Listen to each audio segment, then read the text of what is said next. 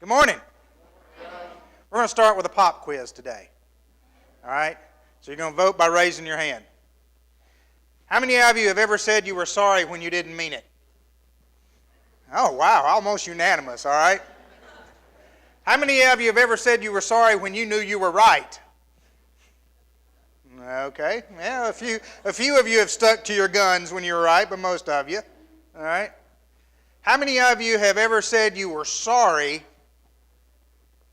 and you wished with all your heart you could take back whatever you've done that made you sorry? Yeah, that's almost all of us too. Isn't it amazing that little I am sorry can mean so many different things, can't it? One last question. How many of you said you were sorry when all you were really sorry about was that you got caught? Mm-hmm. Yeah, okay, yeah. Yeah. You know, you think of the little kids and mom says, I told you not to hit your brother, now go tell your brother you're sorry. And the little kid goes, I'm sorry. And you know there's not an ounce of meaning in that at all. In fact, you probably know that the next time there's opportunity, there's going to be another hit on the way, right? Because that I'm sorry produces absolutely zero change in anybody's life. Or as I hear today, people say, sorry, not sorry. And I had to have that explained to me at one point. What do you mean, sorry, not sorry? Well, it means I have to say I'm sorry, but I'm really not. You know? And we've all been there. Sometimes we even say, I'm sorry, and I really hate it, but I'm not sorry enough to stop what I'm doing. I don't like what I'm doing. I hate what I'm doing, but I'm not really sorry enough about what I'm doing to quit. And so I keep doing it, and as I keep doing it, guess what I keep feeling? I keep feeling sorry for what I'm doing. And it's this cycle, and what will happen then is we get drugged down to how do we feel about ourselves as we do that? We feel horrible. We become downcast. We become depressed. We become somebody that doesn't feel like they have any hope. The New Testament talks a good bit about sorrow. And there's couple of different words it uses, but sorrow and grief are almost intertwined. And in our culture, sorrow and grief don't really go together, do they? Sorrow is one thing, grief is another. But in the New Testament, the words for sorrow and grief are related to each other. In fact, when you have sorrow, you're grieving over whatever it is that produced that sorrow. All right? We think of grief as something to do with death, right? We've lost somebody, we've lost something that we love or somebody that we love, and we begin to grieve over that. The Bible talks about sorrow as being a type of grief. We have done something that has created a problem, and therefore because of that problem, we begin to grieve. In fact, most of the things in our life that we are most profoundly sorry for typically are things that have damaged relationships in our life. Is that not true? We grieve over the death or the injury to a relationship produced by the actions that we created in our own life. And then we become sorry. And sorrow brings along with it often its companion. And the companion of sorrow is regret. We have sorrow and we have regret. And sorrow and regret can lead us to hopelessness. If we're not careful, they lead us to this place where we're sorry and we regret what we did and we begin to grieve over the relationship we've lost, and we have all of these feelings, and then if we're not careful, guess what we do? We just give up. We just quit. We quit trying. We say, I can't be any better than this. I can't do any better than this. I'll never be able to conquer this in my life. I'll never be able to change. And we quit. And we surrender ourselves to whatever it is in our life that caused us to be sorry. In fact, we surrender to the fact that we can never be anything more than what makes us feel bad. And we get stuck there. Or sorrow and regret can have another outcome. Sorrow and regret can lead us to a point where we have a profound desire to change. And we decide that no matter what it takes, we don't want to feel this way anymore. We don't want to be here. We don't want to be the person that does this kind of thing. The issue is, how do we get out of that place? How do we escape that place that has made us feel so sorry? In Corinthians, and the reading today was Corinthians chapter 7, the Corinthian story is pretty interesting. Paul had to write them a letter, and they were a very dysfunctional church. If you wanted to list all of the dysfunctional churches in the world, the Corinthians would probably be right up at the top, okay? They had all kinds of issues. But one of the issues was that one of the men in leadership in the church was actually in a relationship with his stepmother. All right? He was in a physical relationship, a sexual relationship with his stepmother. And the church kind of was, they were kind of ignoring it. It's like, well, we know it's happening, but what do we do about it? What do we say about it? How do we handle this? Paul obviously, I know this will shock you, did not approve of this man's relationship with his stepmother. In fact, he thought it was awful. It was ungodly, and it was a bad representation on the church. And so Paul wrote to them. And one of the hardest things to do in the church is how to decide to handle somebody who is living an unchristian life, isn't it? I mean, how do you handle that? How do you deal with somebody that is doing things that you know are contrary to the Bible? And we have several issues that boil up in us when we start talking about this. Part of it is the issue of, well, do I really have the right to judge anybody else? Because there's things in my life that aren't according to the Bible. So how can I go to somebody else and say, hey, you need to stop doing this. You need to stop being this.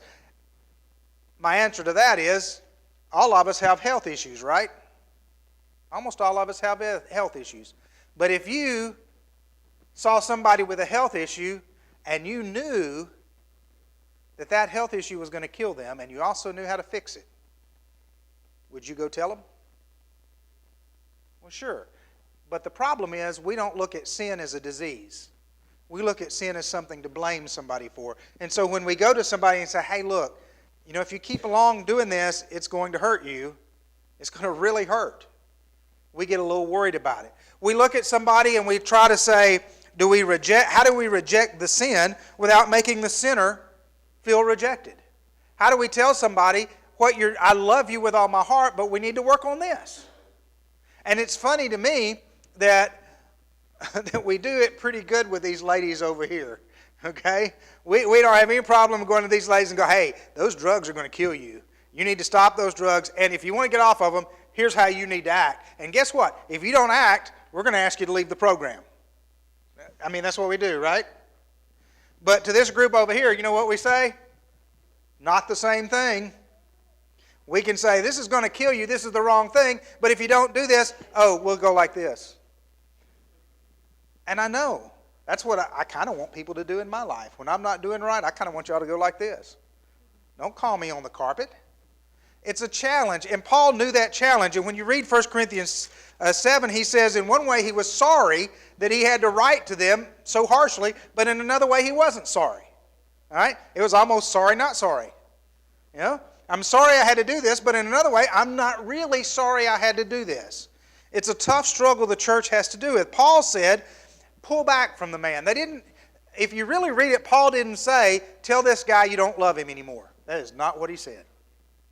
He didn't say, tell this guy that he is going to hell in a handbasket and there's nothing he can do about it. That's not what he said. He said, tell this guy that you love him, but what he is doing is unacceptable. And that you really wished he would stop because it's best for him. Because it's what he needs to do. And so Paul wrote that, and it was kind of a struggle. And so 1 Corinthians 7 is about that process. And I want to really focus on 1 Corinthians 7 and verse 10. So I want you to kind of turn there. And it's interesting that if you read a bunch of different translations, there's a struggle with how to interpret 1 Corinthians 7:10. And so I'm going to read it in two translations. 2 Corinthians 7:10. Thank you, Jim. Keep me on track. Keep the preacher honest. See, now I would be sorry had he not pointed out my error to me and all of you been in the wrong place. All right, 2 Corinthians 7:10. It is hard to interpret this verse. And I think many of you have the NIV, so we'll read out of that first. I study out of the New American Standard, and I'll read all that. And then I'm going to read it to you as if you just translated it directly from the Greek, okay? And I want you to listen to all three. I want you to listen to all three readings. First, the New International Version. Godly sorrow brings repentance that leads to salvation and leaves no regret, but worldly sorrow brings death. The New American Standard says, for sorrow that is according to the will of God produces a repentance without regret, leading to salvation, but the sorrow of the world produces death. Now there's some subtle differences, but let me read the direct Greek translation because I think this is even more powerful to me. For sorrow according to God causes repentance to salvation and unregrettable works, but sorrow of the world causes death in all of its works. I want you to think about that.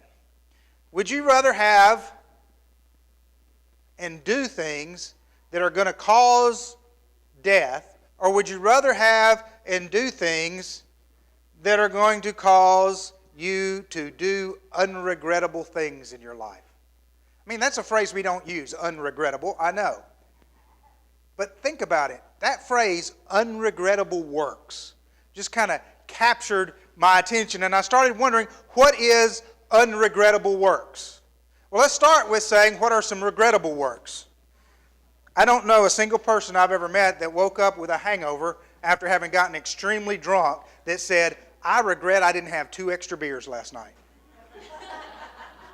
Not one.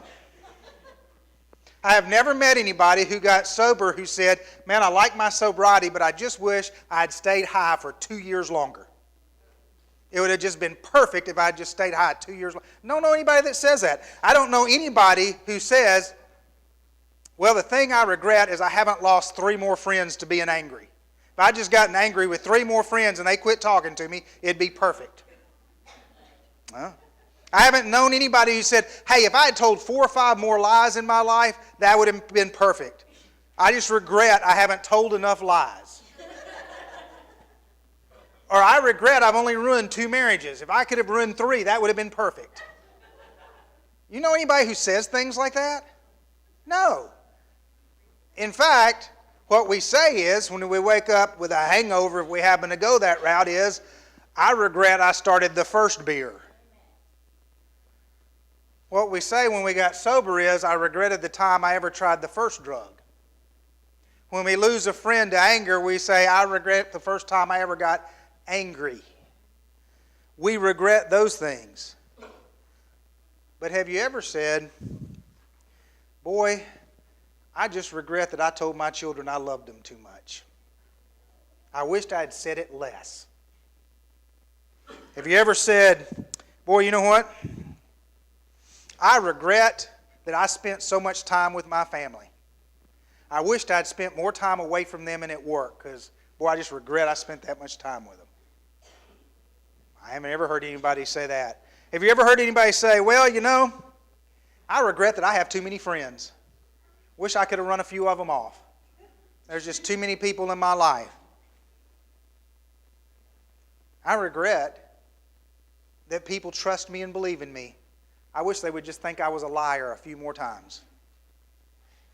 You see, there are unregrettable works, aren't there? There are things we do that we don't ever have to worry about regretting. There are things we can do that we know that no matter if it's a year or 2 years or 10 years or 25 years, that when we look back on those things, we are never going to say, boy, I wish I hadn't. Paul says, the sorrow that is of a godly kind leads us to unregrettable works. It leads us to do things, and things that when we look back on them, we will never, ever regret having done them. But the opposite is true of the sorrow that leads to death. The sorrow that moves us to chase after the wrong things. You see, the sorrow that moves us to chase after the wrong things, the sorrow that leads us to depression, the sorrow that leads us to hopelessness and we can't be any better, that sorrow is the one that leads us to self-destructive behavior. And those works are works we will almost always regret. Those are works that we'll look back on in our life and we'll say, wished I hadn't done that. I mean, look back in your life. Just look back in your life and weigh in your hand the things you regret on this side and the things you don't regret on this side. It's not hard to see the difference, isn't it? And if you look at the things you regret, if you keep on that path, where does it take you? It takes you to a horrible place. It takes you to almost a living death. If you've ever been in the place, I have, and I know some of you have, if you have ever been in the place where you have said to yourself, you know, I'd rather die than continue to live like this. I would rather die than continue to live like this. Then you have been captive to the regrettable works, the sorrow that leads to death. If you have ever been in the place where you say, I can't believe I get to live like this, then you have learned the sorrow that leads to life and leads to unregrettable work. Unregrettable works. Unregrettable works include loving so much you can't stop loving people. I've had people go, why do you like so-and-so? You know, they're kind of a jerk. It's okay. Some people think I'm kind of a jerk, so. I mean, if you can learn to love a jerk, guess what? You can love anybody, right? You will never, ever regret loving somebody. I don't care how horrible they are, how bad they are, how badly they've done, what they've said, you will never regret loving somebody. Now, that doesn't mean letting them abuse you, but you'll never regret loving them. You will never regret caring about people. Is it going to hurt sometimes to care about people? Yeah, sure. We're all people. I guarantee you, if you care about me very long, I'm going to disappoint you. And you're going to look at me and go, oh, man, John? It's going to happen. But you're not going to regret that you cared, even if it hurts. You're not going to regret that you forgave too much. You're never going to regret letting go of the bitterness in your heart. You see, when we fail to forgive, it really doesn't hurt the other person. In fact, most of the time, you know what's so funny? Most of the time when we fail to forgive somebody else, they don't even notice it. They don't even notice that we haven't forgiven. We're consumed, we're torn up with all of this anger and frustration and all of this stuff, and they're going on, and we're like, and then we just want to get, then it just makes us madder. We're not going to regret that we prayed too much. In fact, when I look back in my life, I regret the times I didn't pray, not the times I prayed too much. We're not going to regret that we gave too much. Because if we give all that we have, we still haven't matched what He's done for us. We're not going to regret that we praised too much. I mean, how can we regret praising God too much? In fact, we're going to regret not praising Him. I suspect that one day you and I are going to get into heaven and we're going to start praising God and we're going to go, oh, that's what we were supposed to be doing down there. Yeah, I get it now. I understand. You know, we try down here and we're trying to praise Him and we're trying to worship Him. We're going to get up there and go, oh, okay. Because try as we may down here, we can't do that. But we are going to regret if we don't tell somebody else about Jesus. We are going to regret if we don't live our lives in a way that people know we're a Christian. We are going to regret if we don't share this good news with somebody else. You see, the works of death, the works of regret have two sides. One side is those self-destructive behaviors we do. And so we tend to focus on people with the self-destructive behaviors, and we tend to look at the people with self-destructive behaviors and say, ooh, you're going to regret that one day. You're in trouble. But what about the other side of regret, which is not self-destructive like we think of it, but it's self-destructive in another way, where we hole up as a Christian and we fail to do the unregrettable works. You see, the sorrow of God doesn't lead us to a place of complacency. It says godly sorrow leads to salvation, which produces what? Unregrettable works. We can't say, oh God, I'm sorry, and then do nothing. I had this conversation with somebody this week, and I've had this conversation with people in town a number of times. And I'm sure several of you have too. And it is typically people who do not understand the John 3:17 ministry. And the quote that I discuss with people quite regularly is, well, you're just turning people from drug addicts to Jesus addicts.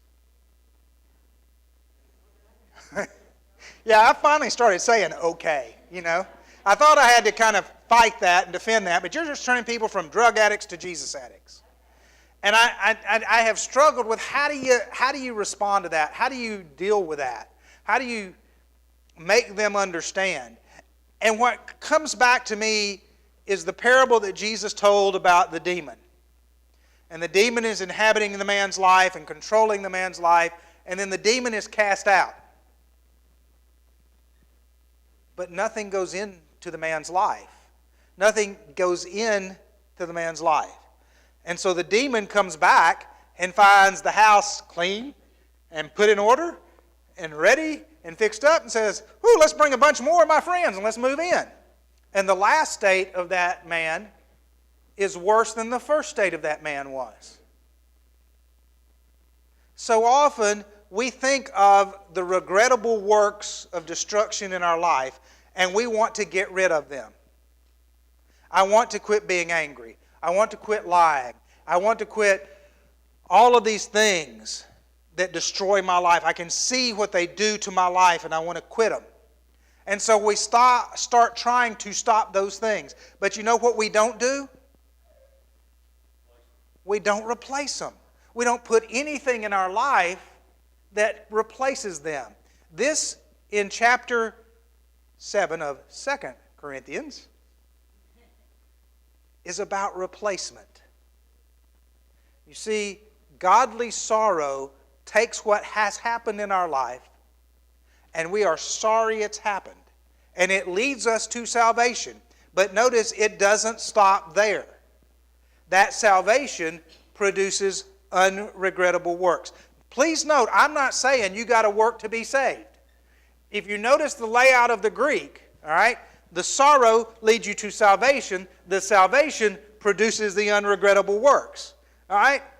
And in fact, the works come after you're saved. They come because you've been saved. So here we are. Godly sorrow says, I regret what I've done. I don't like what I've done. What I've done has made me who I don't want to be. That realization leads me to Jesus Christ, which gives me salvation. Jesus gives us salvation. And then that salvation produces works that we will never, ever, ever have the cause to regret. Sorrow in the world does the opposite. Worldly sorrow leads me to regret, but that regret leads me to hopelessness and despair and depression. And Satan convinces me through that sorrow that I will never be anything, that I can never be better, that I can never be stronger. And that will lead me to works. But it'll lead me to more works that I regret. And those more works that I regret makes me feel even more what? Hopeless. More depressed. And it's this cycle that just takes me down, down, down, down, down, down. And if you have been on that cycle, you have gone down until somebody, somewhere, at some time, had the courage to say, it doesn't have to be this way. Let me let you meet a man named Jesus. Let me let you meet somebody who can take your sorrow and do something different with it. In that same chapter, 2 Corinthians chapter 7, go back up to verses 5 and 6. 2 Corinthians 7, verses 5 and 6. For even when we came into Macedonia, our flesh had no rest, but we were afflicted on every side, conflicts without and fears within. Boy, have you ever been there? You just feel like there is no out for you. You are harassed on every side. There are conflicts on the outside of you, and what's on the inside? What does it say? Fear. How many of you in here have ever been afraid? Yeah. Conflicts on the outside, fear within. This is Paul talking. This is Paul talking. Did Paul have any regrets in his life? Had Paul faced sorrow that led him one way or the other? I can't imagine that on a fairly routine basis, Paul didn't recall to his mind the face of a Christian that he had put to death, and wished that he hadn't been that person back then. And he could have thought that that person was beyond salvation. But Paul went the other way.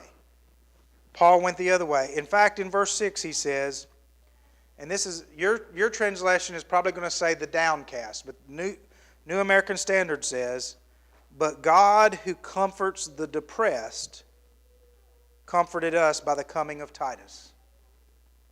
God who comforts the downcast or the oppressed. The Greek says, God who comforts those who have been humiliated. Think about that. It's from the word humble, but it means completely made humble. What usually humiliates us? If you're humiliated, what usually humiliates you? Isn't it something you've done that somebody else has pointed out or found out, and you're humiliated that everybody now knows your big secret? God who comforts the depressed, the downcast. How did the God who comforts the depressed comfort Paul? Well, he sent Titus. Isn't that amazing? Paul, who's being conflicted on the outside, Paul, who you'd think would have no fear, says he has fear within. Paul is in a place that is a struggle. And God knows that Paul is at a place where he could get downcast or depressed. It would be easy to do. So what does God do? He sends him Titus. And Titus shows up, and Titus gives him the comfort. God who comforts the depressed comforted us by sending Titus. I'm going to give you 3 things I want you to remember this week. Okay? First one is, what's your sorrow going to do? Is your sorrow going to lead you to unregrettable works, or is your sorrow going to make you feel worthless? Because that's your choice. Your choice is to use the sorrow from what you have done to do godly things, or to use the sorrow from what you've done to make things worse. Okay? God gives you the sorrow, what you're going to do with it. That's the first question. The second question is, what unregrettable works can you do this week? What are some things you can do this week that you know, no matter what happens, you will never, ever, ever, ever regret them? Replace some of the regrettable works you have with some of these unregrettable ones. When you're tempted to be angry, pray. Because you'll be a lot less regretting the prayer than you will the anger. Okay? When you're tempted to not forgive, love. Because you'll come a lot more likely to not regret the love than you will the unforgiving attitude. Any unregrettable work can replace any regrettable work. So when there's something in your life that's not going right, what are you going to replace it with? Replace it with an unregrettable work from God. So, what are you going to do with your sorrow? What unregrettable works can you replace the regrettable works with? And then number 3 is a little more proactive. Whose Titus are you going to be? Because God comforts the depressed or the downtrodden by sending comforters among us.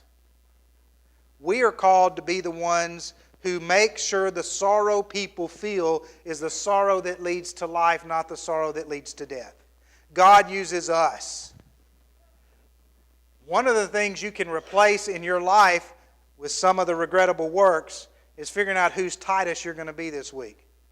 Who are you going to look at, and when you see them struggling, you're going to go and you're going to help them replace regrettable works with unregrettable works. Help them know how to channel their sorrow into a more productive thing. And it's not a judgmental thing. If you remember, Paul's the one who converted Titus, wasn't he? Paul converts Titus. Now Titus comes and cheers Paul up. He comes the one to keep Paul from falling in the trap. So it's not that Titus comes and goes, "Hey, Paul, you know I'm a little more religious than you, so I need to come and talk to you about how life is going." Titus doesn't have that attitude. Titus comes and says, "Let me tell you about some unregrettable things that have been happening in Corinth.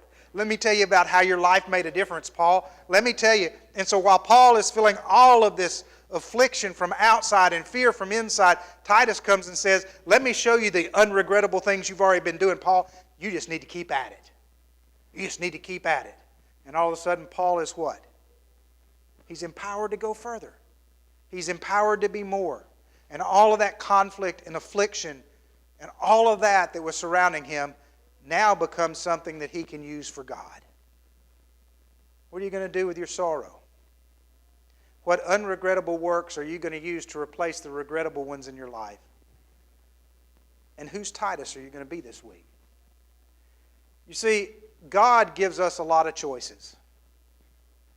But the biggest choice God gives us is He as God is going to show us what our life is. And He's going to show us the good, bad, and the ugly because God is honest. And when God shows us what our life is, there are parts of our life we are going to regret. And there are parts of our life that we will feel sorry for. And the choice is, what do you do with that? What do you do with what God shows you that you don't like in your life? Do you let things just get worse? Or do you start to live a life that is unregrettable? I hear people all the time saying, "Man, I'm going to die with no regrets." There's only one way to do that. There's only one way to die with no regrets, and that's to be God's person. Because only God can lead you to the unregrettable actions, the ones you never look back and feel disappointed on yourself about. If you're here today and you're like me, the list of unregrettable actions seems exceedingly longer than, well, I'm saying it backwards again. I'm tongue-tied today. The list of regrettable actions seems much longer than the list of unregrettable actions. I had a friend one time say, "Well, I'll just think, getting to heaven is about doing more good things than bad things." I said, "Okay, you want to make a list?" Do we all really want to make a list? Want to make a list of all the bad things you've done and then all the good things you've done? Even if you want to use that as your criteria, guess what? The list isn't going to add up. I'm sorry, it's just not going to add up. Especially if we use our human standard of severity. Well, yeah, I know I did this one bad thing and this one good thing, but somehow this bad thing seems 10 times worse than this one good thing I did. And you make the list and it doesn't add up. It doesn't add up. But what does add up is that Jesus is here. And He wants to take the sorrow and the regret you have, and He wants to use it. And He wants to lead you to replace it with amazing things you do for Him. And things that you will never, ever regret. If you have that desire today. If there are things in your life you're sorry for, you haven't asked God to forgive you, maybe you've never become a Christian in baptism, you've never put off that old self and put on the new self, ready to charge into life of good work. You have that opportunity today. There's going to be some folks in the back. There's folks in the audience. If you got somebody you want to talk to and they're not back there, find them in the audience. I guarantee you they'll stand there and pray with you. They'll stand there and talk to you. Because we are all a family. And all we want for each other is absolutely the best through Jesus Christ our Lord. If you want that, then just come while we stand and sing.